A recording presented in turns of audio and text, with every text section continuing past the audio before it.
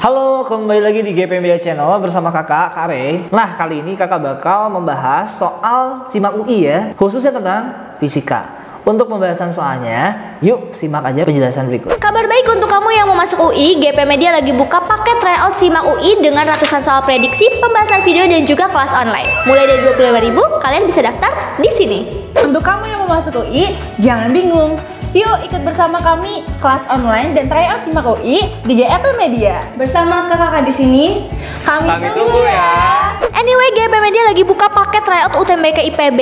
Benefitnya selain TO, kalian bisa dapetin ratusan soal prediksi, pembahasan video dan juga kelas online. Nah, mulai dari 25.000 kalian bisa langsung daftar di sini. Kalau kamu mau ikut UTBK IPB, yuk kerja di GP Media. Semangat! Dadah! Sebelum aku kasih tahu informasinya, aku mau ngingetin lagi nih kalau GP Media lagi buka tryout.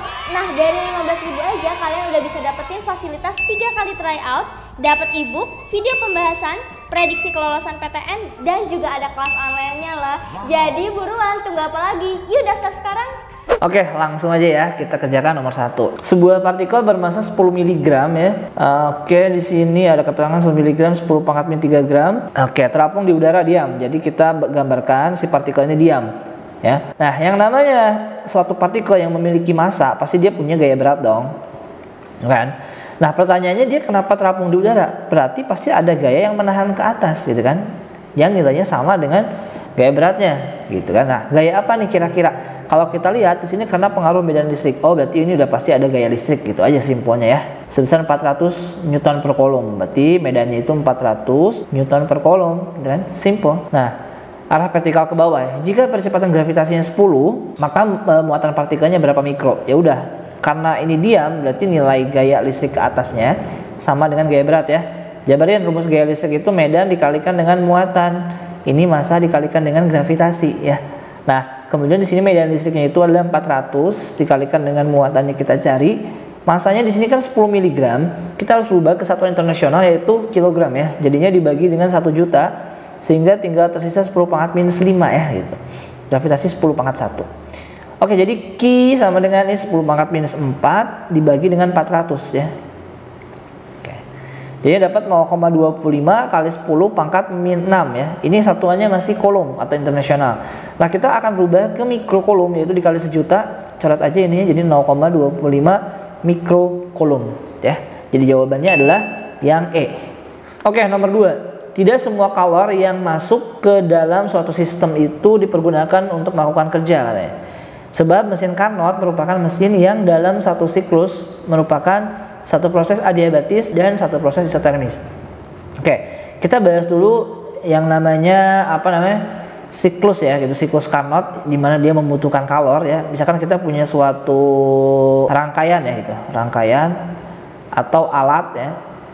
Alat yang membutuhkan kalor, misalkan ya gitu kan. Dia itu memberikan kalor ya. Nah, kalor yang dilepas oleh reservoir suhu tinggi gitu ya. Misalkan kalornya itu adalah Q1. Nah, apakah semuanya ini digunakan? Nah, ternyata tidak. Yang digunakan sebagai usaha itu adalah sebagian dan sebagiannya akan dibuang ya ke reservoir yang suhu rendah gitu. Q2. Jadi usahanya itu ya nggak semuanya menggunakan kalor yang dilepas, tapi kita kurangkan dengan kalor yang dibuang ya. Jadi ada kalor yang dibuang, ada kalor yang dilepas. Contohnya misalkan motor, kita gunakan bahan bakar. Apakah semua bahan bakar yang digunakan? Nah, tentu tidak dong. Pasti ada sebagian yang terbuang ya. Makanya ada reaksi pembakaran menghasilkan CO2 gitu kan. Nah, nanti akan dibuang ya gitu. Sisa pembakarannya akan dibuang. Berarti ini salah ya. Nah, kemudian sebabnya mesin Carnot itu merupakan mesin yang dalam satu siklus menggunakan satu proses adiabatis dan isotermis. Salah ya. Adiabatisnya ada 2, kemudian isotermisnya juga ada 2 ya. Nah, jadi ada 2 itu apa aja? Ada yang pemuaian,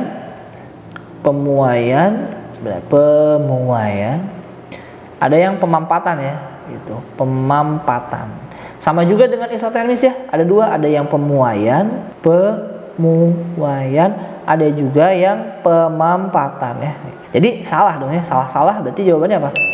Ya, E. Oke, soal yang ketiga, 2 kawat berarus memiliki arus masing-masing X ampere dan Y ampere. Jika panjang kawatnya itu ada 2 meter, tentukan jarak antara kedua kawat. Dan jarak antar kedua kawatnya 50 cm. Berarti ini kalau kita konversi ke meter itu setengah meter ya. Terjadilah gaya magnet. Oke, ini langsung aja gaya magnet pada 2 kawat ya. Ada 2 kawat. Rumusnya masih ingat kan teman-teman? Mu 0 dikalikan I1 dikalikan dengan I2, nah dikalikan dengan panjang kawat dibagi dengan 2pi jarak antar kawat. Ya udah, gaya magnetnya udah ada nih, atau gaya Lorentz-nya udah ada, 12 kali 10 pangkat minus 7. Yuk kita masukin. Ini yang 4pi kali 10 pangkat minus 7. Arus satunya tadi X, arus 2-nya itu Y ampere, kemudian panjang kawatnya itu 2 meter dibagi dengan 2pi, ini jarak antar kedua kawatnya setengah ya. Jadi ini 2 kali setengah kan habis. Pi sama pi dicoret, dan 10 pangkat min 7 sama 10 pangkat min 7 dicoret. Ya udah, berarti tinggal 12 sama dengan 4 dikalikan dengan XY2. Nah, yang ditanya 2XY, ya udah ini kan 2XY ya. Kita pindahin aja 4-nya, 12 bagi 4. Berarti 2XY adalah 3 ampere ya gitu. Sorry, 3 ampere kuadrat ya, karena ini kan arus ampere dikali ampere berarti ampere kuadrat. So jawabannya 3. Oke, jadi itu pembahasan soal SIMAK UI khususnya tentang subbab fisika. Nah, semoga bermanfaat. Untuk pembahasan selanjutnya, silakan pantengin terus channel GP Media. See you di next video. Sampai jumpa. Untuk kamu yang mau masuk UI, jangan bingung. Yuk ikut bersama kami kelas online dan tryout SIMAK UI di GP Media. Bersama kakak di sini, Kami Tunggu ya.